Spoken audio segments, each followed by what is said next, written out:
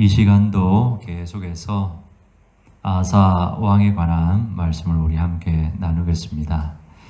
역대하 16장 1절이지요. 앞서 지난 시간들 가운데 우리는 아사 왕의 1, 2차 종교개혁을 살펴보았습니다. 그리고 1, 2차 종교개혁 사이에 큰 전쟁, 세라의 100만 대군과의 전쟁에 관한 기사도 보았습니다. 이 전쟁을 계기로 아사 왕이 다시 한번 대대적인 종교개혁을 단행하게 되었지요. 그 결과 그의 통치 35년까지 다시는 그 땅에 전쟁이 없었습니다. 하나님께서 그 사방에 평안을 주셨던 것이지요. 이후 아사왕 제36년에 하지만 다시 전쟁이 일어납니다. 북이스라엘 왕이었던 바사가 남유다를 치러 올라온 것입니다. 오늘 본문 1절을 보시면 바사가 유다를 치러 올라와서 라마를 건축해서 사람을 유다왕 아사에게로 왕래하지 못하게 합니다. 이런 모습은 당시 북왕국 그 이스라엘 백성들이 남유다로 어떻게 해요? 왕래하고 있었다라는 사실을 우리에게 보여주고 있지요. 자, 이에 아사 왕이 어떻게 이런 상황, 이 상황을 대처하는지 우리 한번 잘 보시기 바랍니다. 여호와의 전 곳간, 왕궁 곳간에 은과 금을 내어다가 그 위쪽에 있었던 나라 아람, 그 아람 왕 벤 하닷에게 보냅니다. 우리가 아까 열왕기 상이든 역대하 본문이든 은과 금을 하나님 성전에 드렸잖아요. 그죠? 드려놓고는 이걸 도로 취해가지고 누구에게 지금 줬다고요? 아람 왕 벤 하닷에게 그걸 준 겁니다. 바사가 군대를 이끌고 남유다를 치러 오는 이 상황에서 왜 이렇게 한 거예요? 좀 도와달라라는 것이지요. 좀 도와주세요. 아람 왕이여, 나 좀 도와주세요 라는 거잖아요. 아사 왕이 이방 나라를 의지하고 있는 그런 모습이지요. 이에 벤하닷은 자신의 군대를 움직여서 북왕국의 여러 성읍들을 공격을 합니다. 그리하여 바사로 전쟁을 포기하게 만듭니다. 이리하여 아사왕은 돈은 조금 들었지만 일단은 바사와의 그 전쟁은 피할 수 있게 되었습니다. 그러면 좋은 게 좋다고 여러분 잘 된 거지요? 좋은 게 좋다고 잘 된 거잖아요. 아니 돈은 조금 들었어도 전쟁을 피할 수 있었으니까 잘 된 거잖아요. 그럼 됐지 뭐. 안 그래요?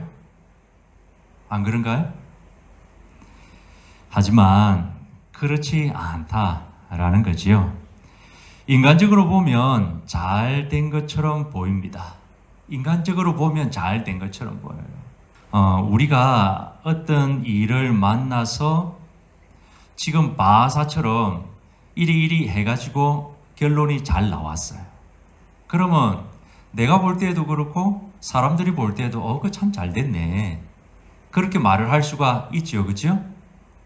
그런데 하나님의 시각에서 볼 때는 전혀 그렇지 않다라는 게 문제예요. 우리가 볼 때는 이런 상황이 와서 이런 과정을 통해서 이런 결과를 만들어냈다면 그래도 내가 나름 일 처리를 잘했네. 사람들이 볼 때에도 너 참 그 일을 잘 해결했네. 그렇게 말할 수 있잖아요. 사람들의 관점에서는 잘된 것처럼 보여요. 그러나 하나님의 시각에서 그 모든 상황을 그분이 보실 때는 그렇지 않다라는 거예요. 사람이 볼 때는 오케이. 그러나 하나님 보실 때는 전혀 오케이가 아닌 것이지요. 그 이야기가 7절 이하에 이게 나옵니다. 7절 이하에. 7절을 보시면 그때에 여기서 그때는 앞에 일이 있을 때이지요. 즉 아사 왕이 바아사 왕의 공격을 피하기 위해서 북쪽의 아람 왕을 통해 돈을 주고 해결한 그때를 가리킵니다. 그때 하나님께서 당신의 종을 아사 왕에게 보냅니다. 배경이 어떤 상황에서 하나님이 당신의 종을 아사 왕에게 보내는지 잘 기억을 해 두셔요. 그때입니다. 그때. 그 종의 이름이 뭐였지요? 선견자 하나니입니다. 선견자 하나니. 왜 보낼까요? 잘했다 칭찬하기 위해서인가요? 잘했다 칭찬하기 위해서? 우리 분위기를 보니 칭찬보다는 책망하기 위해서 보내는 것 같지요? 네, 책망하기 위해서 하나님께서 보내고 있는 것입니다. 그럼 왜 책망하는 걸까요? 명료합니다. 단순 명료합니다. 그것은 아사 왕이 전심으로 하나님을 찾지 않았기 때문입니다. 아사 왕이 전심으로 하나님을 찾지 않았기 때문입니다. 전심으로 하나님을 찾고 구하며 의지하지 않았기 때문입니다. 이걸 하나님은 당신의 종 선지자를 보내어서 지금 아사 왕을 책망하게 합니다. 이런 점에서 보면 선지자의 일은 쉬워요, 어렵습니까? 이런 점에서 볼 때 선지자의 일이 쉬워요, 어려워요? 어렵습니다. 왜지요? 듣기 좋은 소리보다는 듣기 싫은 소리를 많이 해야 하기 때문에 그렇습니다. 왕이여 참 잘했습니다. 과정은 어떠했든지 간에 왕이여 결과가 좋잖아요. 결과가. 하나님께서 저를 보내어서 왕에게 이렇게 칭찬해 주라고 하십니다. 이런 말을 위해서 선지자가 지금 왕에게 보내졌다면 뭐가 부담이겠습니까? 뭐가 부담이 되고 뭐가 그렇게 어렵겠습니까? 그러나 지금 그것도 왕이 잘못한 것이 있어요. 그래서 하나님은 그 왕을 책망하기 위해서 당신의 종을 보내고 있다는 것입니다. 그래서 어려운 거예요. 그래서 어려운 거예요. 선지자가 바른 말을 하니 사람은 듣기 싫어하고 듣기 싫으니까 듣기 싫은 표정을 합니다. 듣기 싫은 행동을 해요. 거친 말을 하고 거친 행동을 하고 선지자를 이런저런 모양으로 구박하고 핍박을 합니다. 반면 선지자가 바른 말을 안 하면 하나님 앞에 그가 책망을 받습니다. 그러니 어려운 겁니다.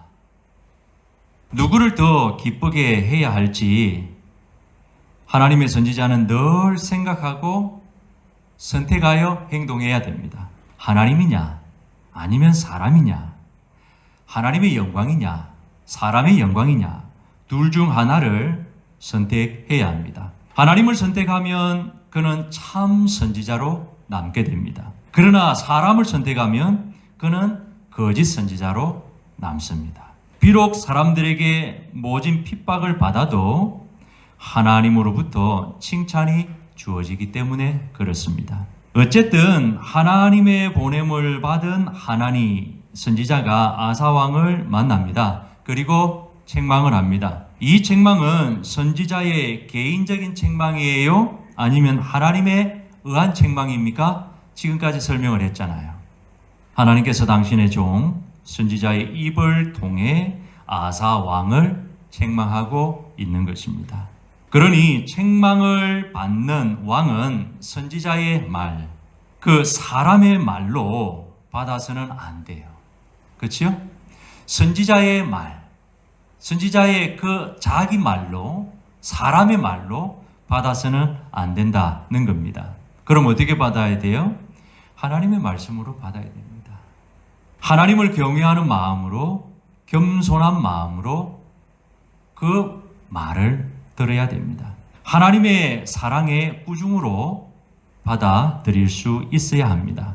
7절을 우리 다시 보시면 왕이 아람 왕을 의지하고 왕이 하나님 여호와를 의지하지 아니하였으므로 아람 왕의 군대가 왕의 손에서 벗어났습니다. 선지자가 이렇게 책망하지요.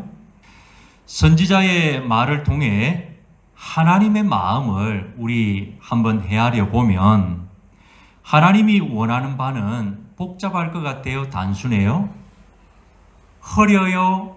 아니면 명료해요? 단순하고 명료합니다. 그 선지자의 말을 통해서 우리가 볼 때 하나님의 마음이 이거네, 그분이 지금 원하는 거는 이거네 라는 게 너무도 클리어하게 보인다라는 겁니다. 그것은 왕이 여호와 하나님만을 의지하는 겁니다. 왕이 여호와 하나님만을 의지하는 겁니다. 이것을 하나님이 아사 왕에게 원했던 것입니다. 그가 어떤 상황에 처했을 때 말인가요? 바사 왕이 군대를 이끌고 유다를 치러 올라왔을 때 그 상황 속에서 말입니다. 이 상황은 아사 왕의 입장에서 볼 때 작은 거예요? 아닙니다. 결코 작은 상황이 아니었습니다. 국가적으로는 큰 상황이요, 중대한 상황입니다. 그러나 이런 상황에서 하나님은 아사 왕이 아람 왕을 의지하기보다는 아람 왕의 그 큰 군대를 의지하기보다는 그의 힘을 빌어서 이 상황을 모면하려고 하기보다는 전심으로 왕이 자신을 의지하기를 원했다라는 겁니다. 이것이 하나님의 마음 바람입니다. 그러면서 선지자는 이전 일을 끌고 옵니다. 앞에 있었던 일을 끌고 와요. 그때 아사 왕이 똑같은 국가적 위기 상황에서, 아니 지금 상황보다 훨씬 더 어려웠던 그때 그 상황에서 어떻게 그 상황을 대처했는지를 아사 왕에게 이야기해 주면서 선지자가 상기시킵니다. 그 말이란 우리가 지난 시간에 보았던 세라의 100만 대군과의 전쟁입니다. 세라의 100만 대군과의 전쟁. 8절을 보시면 왕이여 그때 그 구스 사람과 룹 사람의 군대가 심히 크지 않았습니까? 맞죠? 그죠? 심히 크지 않았습니까? 그들의 말과 병거가 심히 많지 않았습니까? 그러나 그때 그 어려운 상황에서도 왕이 여호와를 의지하고 의탁했기 때문에 여호와께서 그 큰 군대를 왕의 손에 다 넘기지 않았습니까? 선지자가 옛날 앞에 있었던 일을 끌고 와서 그때 왕이 어떻게 했는지를 상기시키고 있는 겁니다. 왕이여, 왜 하나님께서 이렇게 한 줄 아세요? 왜 하나님께서 그때 그 큰 군대를 당신의 손에 넘긴 줄 왕이여 아십니까? 9절에 보세요. 왜냐하면 여호와의 눈은 온 땅을 두루 감찰하사 전심으로 자기에게 향하는 자들을 위해 당신의 능력을 베푸시기 때문에 그렇습니다. 하지만 지금 왕이 바사 왕의 군대를 두고 행하는 이 모든 일은 하나님 앞에 망령되이 행하는 것인즉 이후부터는 왕이여 잘 아십시오. 왕에게 전쟁이 있을 것입니다. 선지자가 이렇게 책망을 합니다. 이에 아사 왕이 어떻게 반응하지요? 옷을 찢고 재를 머리에 뒤집어 쓰고 가슴을 찢고 애통합니까? 내가 어찌할꼬 이렇게 나오나요? 그렇지 않습니다. 저걸 어찌할꼬 이렇게 나옵니다. 저걸 어찌할꼬 이렇게 나옵니다. 그러니 뭐하다고요? 어려워요. 선지자가 선지자의 그 역할을 바르게 감당하기가 어렵다 그 말입니다. 사람의 말로 듣지 않고 하나님의 말씀으로 두렵고 떨림으로 겸손하게 깨끗한 양심으로 듣고 자신을 돌아보고 자신의 그 잘못에 대해 회개하면 좋은데 지금 그렇지 않다는 것입니다. 지금 그렇지 않아요. 그리고 이런 일은요, 희귀한 겁니다. 우리가 성경을 놓고 볼 때 거의 대부분은 지금 아사 왕처럼 내가 어찌할꼬 그런 반응이 아니라 저걸 어찌할꼬 이렇게 반응을 합니다. 그렇기 때문에 하나님은 수많은 당신의 종들, 선지자들을 계속해서 보내는 것입니다. 이렇게 반응을 하니까 하나님께서 당신의 종들을 계속해서 연차적으로 계속해서 지속적으로 보냈던 것입니다. 그러나 이스라엘은 보내는 쪽쪽 그들을 구박하고 핍박하고 죽였던 것이지요. 심지어 마지막 날에 당신의 아들을 하나님 보냈음에도 불구하고 그 아들마저도 죽이고 말았습니다. 이게 이스라엘의 모습입니다, 여러분. 이게 이스라엘의 모습입니다. 하나님의 백성이라는 이스라엘의 모습입니다. 지금도 이런 모습은 전혀 다르지 않습니다. 아니, 앞으로도 다르지 않습니다. 정확하게 똑같습니다. 잘 보세요. 하나님의 백성이라는 우리의 실체, 우리의 실존이 어떠한 모습인지를 잘 기억하셔야 됩니다. 성경을 통해서 하나님도 알고 사람도 알아야 되는데 그 타락한 존재, 인간이 어떤 실존을 가지고 있는 존재인지를 우리는 잘 알아야 됩니다. 믿지 않는 자들은 말할 것도 없거니와 하나님의 선민으로 택함을 받은 이스라엘이라 하더라도 그들의 실존이 어떤 존재인지를 우리는 잘 기억하고 있어야 됩니다. 아시겠죠? 오늘날 교회를 바라볼 때, 오늘날 믿는 사람들을 소위 바라볼 때 그들의 이런저런 모습들, 이해할 수 없는, 이해하려고 해도 참 어려운 그러한 모습들을 여러분 너무 어렵게 생각하지 말고 구약 이스라엘을 보면 당연한 모습입니다. 당연한 모습. 우리 인간이 어떤 존재인지를 아시라고요. 예수를 믿는 사람이든 안 믿는 사람이든 그거 잘 아셔야 됩니다. 심지어 예수 믿는 사람이 안 믿는 사람들보다 더할 때가 많습니다. 성경이 우리에게 말씀하는 바입니다. 우리의 실존을 잘 알아야 돼요. 그리할 때 내가 어떤 존재인지를 성경을 통해서 알 때 우리가 겸손할 수 있고 하나님 은혜가 어마무시하게 크다라는 걸 우리는 상대적으로 실감할 수가 있습니다. 그리고 저 사람을 바라보면서 우리가 판단하고 정죄하고 잣대되지 않습니다. 왜? 나라는 존재가 이와 같은 존재이기 때문에 저 사람과 나하고 뭐가 다르냐고. 그도 죄인이고 나도 죄인인데 나는 그 사람보다 더 낫다고요? 아니에요. 그래서 예수님께서 뭐라고 그랬어요? 네 눈에 있는 대들보부터 좀 빼어내라. 그리고 나서 저 사람의 보이지도 않는 그 작은 티끌 빼려고 그런 말씀을 하시잖아요.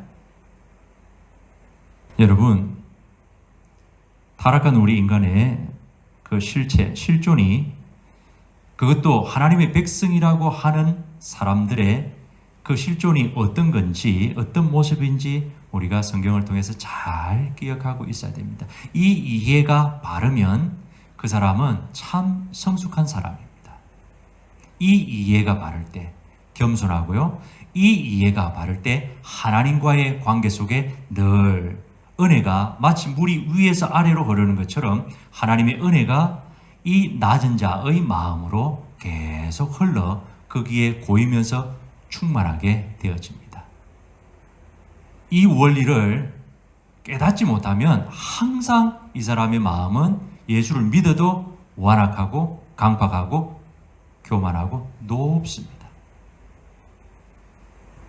중요한 겁니다. 10절을 보세요. 10절을 보세요. 아사 왕이 선지자의 말을 듣고 매우 몹시 화를 냅니다. 그리하여 하나님의 종 선지자를 어디에요? 감옥에 쳐넣어버립니다. 이런 아사 왕의 모습에서 우리 뭘 할 수 있지요? 우리가 조금 전 많은 이야기들을 나눴는데 그 많은 이야기가 다 여기에 아사 왕의 모습 안에 다 들어 있습니다. 그의 마음이 어떠함을 볼 수가 있어요? 교만하구나. 선지자의 말로 봤지요, 그지요? 사람이 그냥 말로 받는다니까요. 기분과 감정으로 봤습니다. 아사 왕의 마음이 교만하다고요. 또 아사 왕의 마음이 어때요? 아사 왕의 마음이 강팍하고 완악하다 그 말입니다. 밭으로 표현한다면 돌짝밭 뭐 이런 상황이죠. 이런 상황. 이런 상황. 돌짝밭과 같은 그런 어떤 모습이에요. 길가밭과 같은. 아사 왕의 모습이 지금 성령 충만하지 못함을 우리가 볼 수 있습니다. 하나님과의 관계가 친밀하지 못함을 우리가 볼 수 있습니다. 왕이 하나님으로부터 어때요? 가까워요? 멀리 떨어져 있어요? 멀리 떨어져 있는 걸 우리가 볼 수 있습니다. 우리가 계속해서 주께 가까이, 더 가까이 가기를 원합니다. 왜 우리가 이 찬양 드리는 줄 아세요? 바로 이 아사왕의 모습 때문에 그런 겁니다. 뿐만 아니라 그때 다시 말해 교만하고 강박하고 성령 충만하지 못하고 하나님과의 관계가 친밀하지 못하고 전심으로 하나님을 의지하고 찾고 구하지 아니할 때 하나님으로부터 그가 멀리 떨어져 있을 그때 아사 왕이 백성 중에서 몇 사람을 심히 학대합니다. 그 기사가 나오지요, 그죠? 오늘 본문에 보면. 그럴 수밖에 없는 거예요, 여러분. 아사 왕의 이러한 모습을 보면서 왜 저래? 우리가 이렇게 말을 할는지는 몰라도 지금 아사 왕의 상태가 이렇다라는 걸 우리가 알고 있다면 그의 그러한 모습은 그럴 수밖에 없는 거예요. 당연한 거예요. 그가 하나님을 떠나 있기 때문이지요. 그래서 어쩌다가 갑작스럽게 우연히 실수로 그러한 아사 왕의 모습이 여기에 드러나고 있는 게 아니라고요. 풍성한 은혜로 그 심령이 흡족할 때는 그 심령이 어떻게 돼요? 부드럽습니다. 그래서 성경에는 은혜로 우리의 심령이 부드러워야 된다. 그렇게 계속 말씀하고 있잖아요. 은혜로 우리의 심령이 부드러워야 된다니까요. 반대로 은혜가 그치면은 그 부드러웠던 심령이 어떻게 될 것 같아요? 굳어지지요. 딱딱해지지요. 완악해지고 강팍해지지요. 달리 표현하면 거칠고 메마르고 황량합니다. 은혜가 그치면 어려워요, 이 말이요? 충분히 이해가 되시지요? 저와 여러분이 신앙생활을 해오면서 늘상 경험했던 바입니다. 우리의 심령은, 성경은 은혜로 부드러워야 된다. 그렇게 이야기를 하고 있습니다. 풍성한 은혜로 그 심령이 부드럽지 못하고 오히려 고갈되어 심령이 메마르고 거칠고 강팍하고 완강하고 황량하게 이런 상태에 있기 때문에 일어난 일입니다. 일어난 일입니다. 안 그렇습니까? 내 안에 은혜가 충만하면 평소에 화내던 그 일을 만났을 때 화를 내요, 안 내요? 안 냅니다. 절대로 안 냅니다. 똑같은 사람이 나에게 실수를 했어요. 근데 은혜가 충만하면 나의 이 심령이 은혜로 부드러우면 화내요, 화 안 내요? 화 안 냅니다. 저도 여러분들도 경험하는 바입니다. 그러나 똑같은 상황이에요. 그런데 내 안에 은혜가 메말라. 하나님과의 관계가 멀리 떨어져 있어. 그러면 신경이 예민해져 가지고 그걸 탁 받습니다. 그러면서 짜증내고 불평하고 화를 내고 모든 걸 내 중심적으로 그 모든 걸 바라보고 판단하고 반응을 합니다. 은혜가 충만하면 모든 걸 은혜 중심으로 그걸 보고 판단하고 행하는데 은혜가 고갈되면 반대가 된다 그 말입니다. 그리하여 아사의 이러한 모습으로 말미암아 12절을 보시면 역대하 우리 16장 12절을 보시면 아사왕 제39년에 어떤 일이 그에게 생기지요? 발에 중병이 들고 맙니다. 발에 중병이 들어요. 매우 그것도 위독하게 됩니다. 이 병으로 그는 결국 죽게 됩니다. 그러나 왕이 발에 중병이 들어 위독함에도 불구하고 아사왕 그가 어떻게 지금 하나요? 하나님을 찾지 않습니다. 하나님께 도움을 구하지 않습니다. 그러면서 의원들에게로 갑니다. 의원들을 불러 자기의 그 발의 상태를 다 맡깁니다. 여러분, 이는 그럼 의원들의 도움을 구한다. 그게 그러면 잘못되었다라는 말이에요? 지금 이 상황에서 그걸 지금 말하는 건가요? 그게 아니고요. 그가 오직 의원들의 도움만을 구했다라는 그 뜻입니다. 오직. 우리 여기 지금 개역 성경은 그러한 번역이 안 돼 있는데 다른 성경을 보면 영어 성경에도 보면 only 오직 의원들만 그가 찾은 거예요. 그러면서 하나님의 도우심을 사모함으로 구하지 않았다라는 것입니다. 하나님을 자신이 지금 처한 그 위급한 상황에서 하나님을 배제시켜 버린 겁니다. 하나님을 인식하지 않는 거예요. 하나님을 인식하지 않는 거예요. 그가 참 모든 상황 속에 하나님이 오셔서 도와달라라는 이러한 인식이 없는 거예요. 그러면서 오늘날로 말하면 병원에만 줄기차게 다니는 거예요. 병원에만 줄기차게 다니고 약만 의지하고 의사의 손길만 그가 찾는 거예요. 이런 상황인 거예요. 한편 우리 본문의 전체적인 흐름을 놓고 볼 때 지금 아사왕의 발에 중병이 든 것은요, 뭐예요? 그를 향한 하나님의 저주, 심판이에요? 아니면 하나님의 징계예요? 하나님의 징계입니다. 하나님의 징계라고, 사랑의 회초리입니다.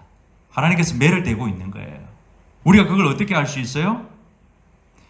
역대하도 그렇고 열왕기 상도 그렇고 각각 본문에 그의 마음이 일평생 하나님 보시기에 온전하였더라 이렇게 해놓고 있잖아요.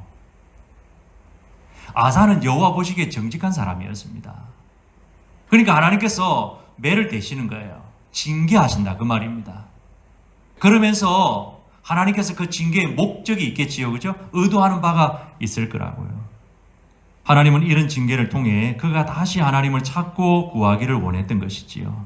다시 하나님과의 뒤틀어진 관계가 올바른 관계로 돌아오도록 이끌고 싶었던 것입니다. 만약 아사 왕이 발에 중병이 들었을 때 전심으로 하나님을 찾고 구했다면 또 이런 마음으로 의원들을 그가 대했다면 여러분 이게 무슨 말인지 알겠어요?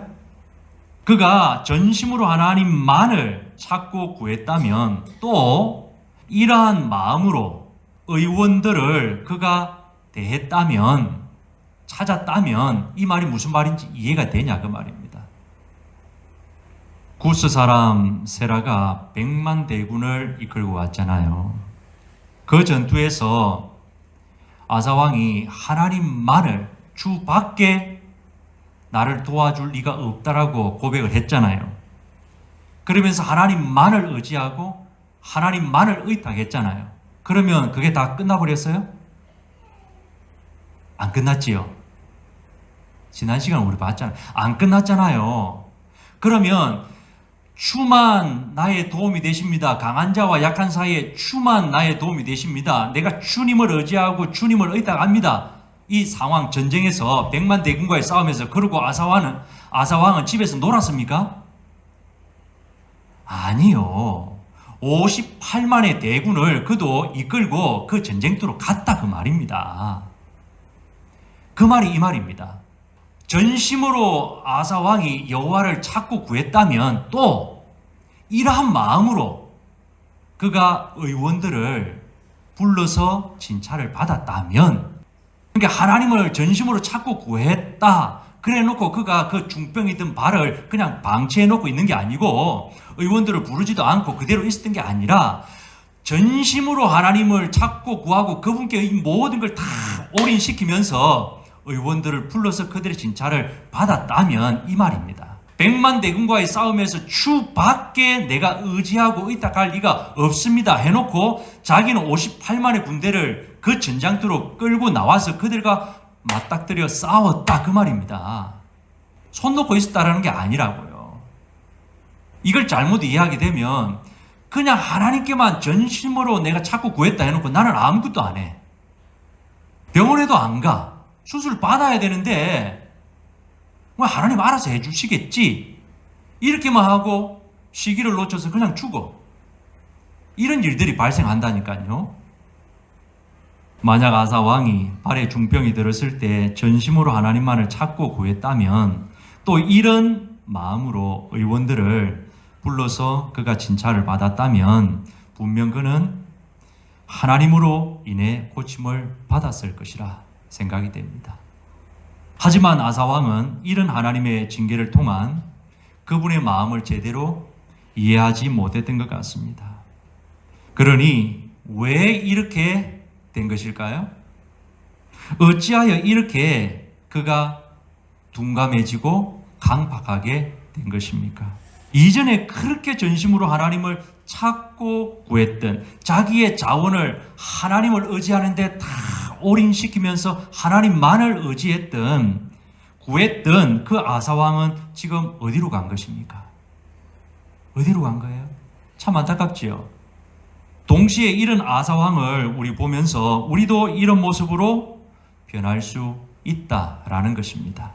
그래서 더 큰 교훈을 우리가 여기서 받는 겁니다.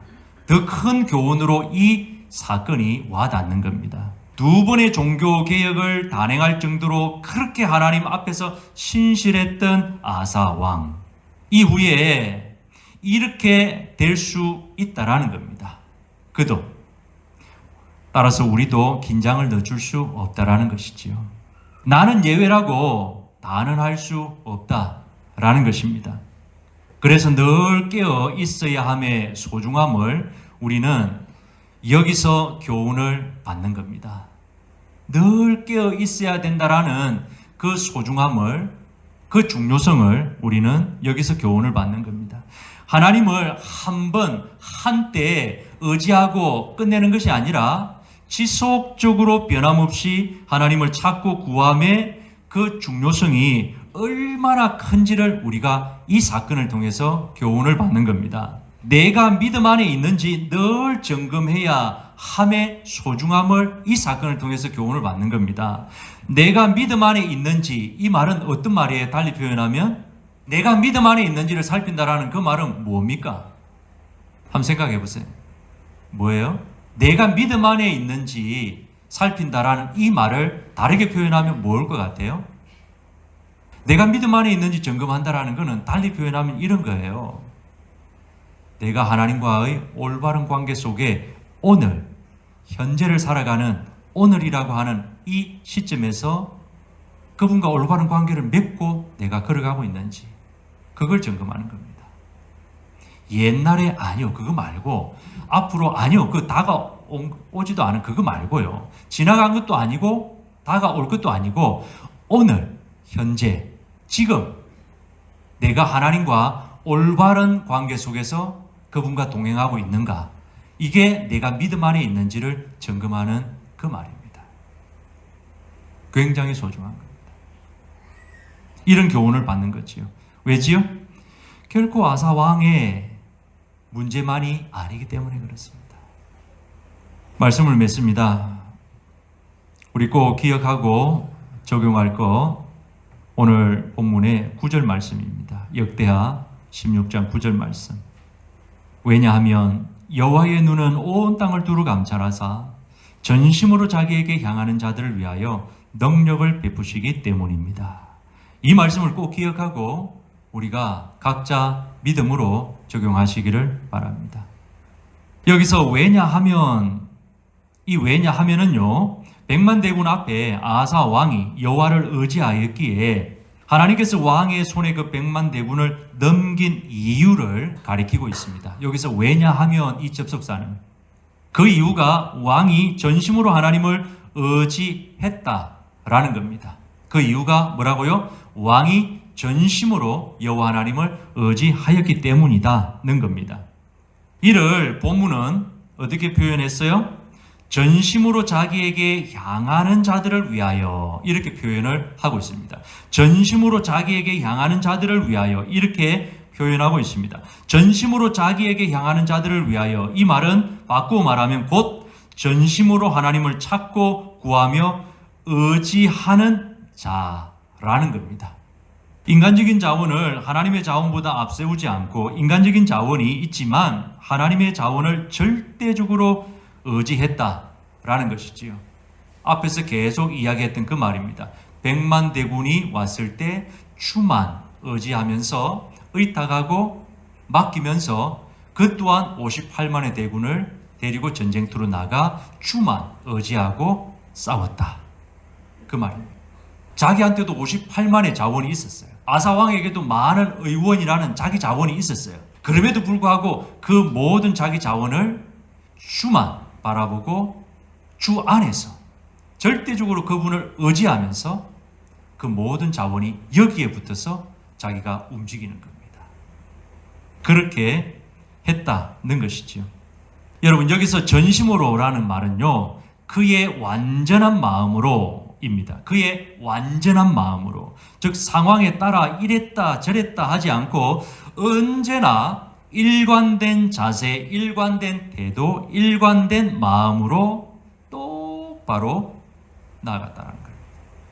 아사왕이 하나님 앞에서 이렇지 못했다고 지금 선지자가 책망을 하고 있는 겁니다. 아니, 하나님 그분이 눈으로 보실 때 당신의 종인 아사가 그 상황 속에서 이렇게 했다라는 그 말입니다.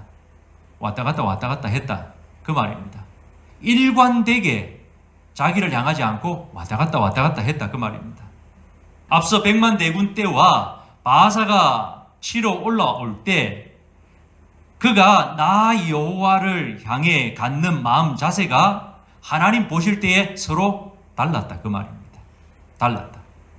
100만 대군 때는 전심으로 하나님을 의지하더니 바사 때는 자신의 자원을 의지하는 아사의 모습이었다. 그 말입니다. 그러니 하나님은 100만 대군 때나 바사 때나 당신의 종 아사가 똑같이 자신을 전심으로 의뢰하기를 원하는 겁니다. 이게 하나님의 마음입니다. 아시겠죠? 큰 일이든 작은 일이든, 큰 일이든 작은 일이든, 큰 병이든 작은 병이든 언제나 똑같은 자세로 여호와 하나님을 찾고 그분의 도움을 구하기를 원한다. 그 말입니다. 여호와 라파, 그분이 치료자입니다. 여호와 라파, 그분이 치료자입니다. 하나님이 군대 장관이십니다. 원수 갚는 거 하나님께 속합니다. 똑같기를 하나님은 원하시는 거예요. 근데 아사도 아사지만 우리는 어때요? 우리도 아사와 똑같습니다. 암이 걸리면 하나님 금식을 하면서 살려주이소 하면서 감기가 걸리면 하나님 찾아야 안 찾아요? 일절 안 찾습니다.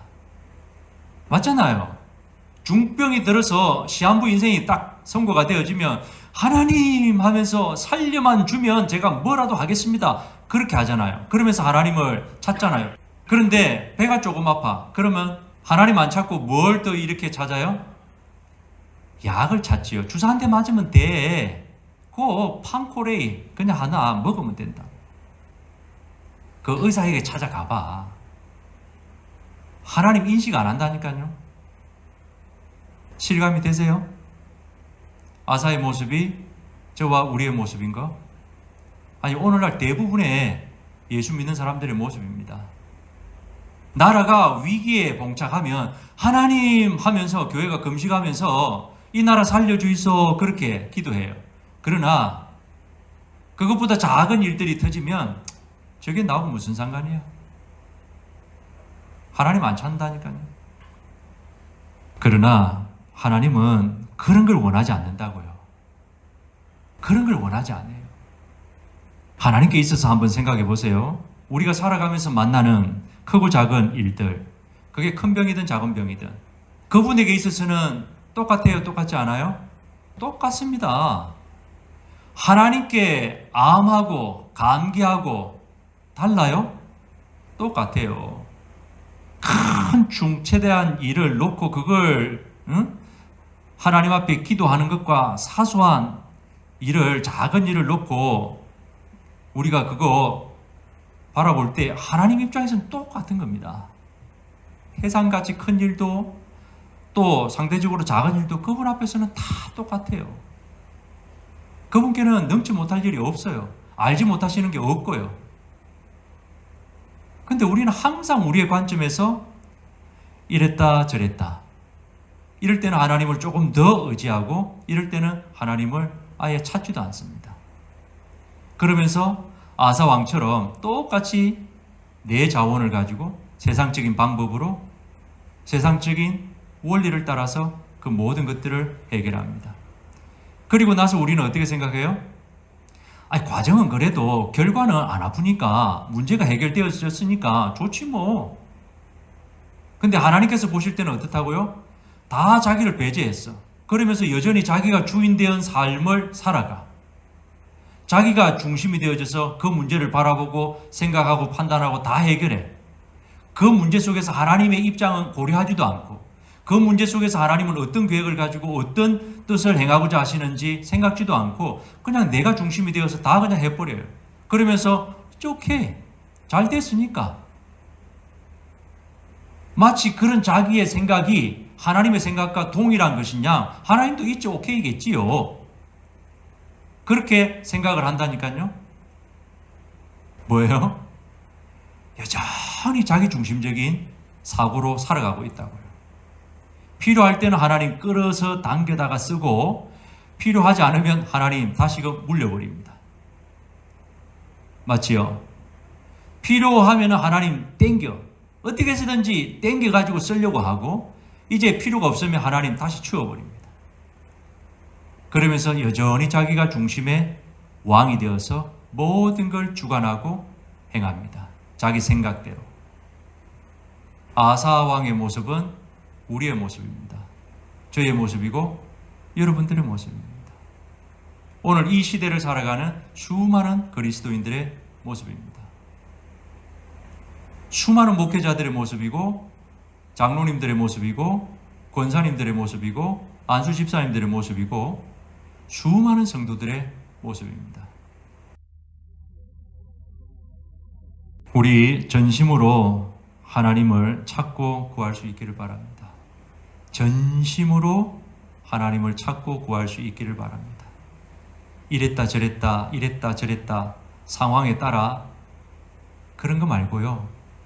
일관된 자세, 일관된 태도로 전심으로 그 상황의 어떠함에 무관하게 하나님을 찾고 구하고 그분을 의지하고 그분으로만 나의 방패, 도움 삼을 수 있기를 바랍니다. 어떤 일을 만나든 어떤 상황을 만나든 하나님을 향해 일관된 태도, 일관된 자세로 하나님을 찾고 구하고 의지하고 의탁할 수 있기를 바랍니다. 이 말씀 잘 이해하시라 그랬지요? 그러면 나는 아무것도 안 해도 되는가? 그게 아니라고 분명히 말씀드렸습니다. 내가 가지고 있는 자원을 어디에다 엎는 거예요? 하나님의 자원으로 엎는 겁니다. 이거 잘 이해하셔야 돼요. 그럼 왜 이렇게 해야 되지요? 왜 이렇게 해야 되느냐? 여호와의 눈은 온 땅을 감찰하사 이와 같이 전심으로 자기를 향하는 그 사람에게 당신의 능력을 행하시기 때문에 그렇습니다. 하나님의 눈이 온 땅을 감찰하사 이런 자들을 찾는다라는 겁니다. 그러면서 전심으로 크든 작든 그 상황 속에서 하나님의 주 되심, 그분의 왕 되심, 그분의 주권자 되심, 그걸 인정하고 그분께 모든 걸 의탁하고 올인하는 그러한 자를 찾으시면서 그러한 자에게 하나님은 당신을 나타내 보여주신다라는 겁니다. 능력을. 역사한다라는 겁니다. 이게 이유입니다. 왜 우리가 전심으로 하나님을 찾아야 되지요? 그 이유가 뭐라고요? 하나님이 온 땅을 구석구석 그분의 눈이 모니터링 하시면서 자기를 그렇게 향하는 자들을 찾으시고 당신을 그러한 자에게 자기를 나타내기를 원한다라는 겁니다. 이게 하나님의 기쁨입니다. 하나님의 기쁨이라고. 그러면서 그러한 자들을 통해 또 다른 사람들에게 살아계신 하나님을 증거하도록 합니다. 증거하도록. 이런 은혜, 이런 복된 삶이 2025년 이 한 해를 우리가 살아갈 때 저와 여러분 개개인에게 꼭 있었으면 좋겠습니다. 저와 우리 여러분 모두에게 주님의 몸된 교회 가운데 있게 되기를 주의 이름으로 축복합니다.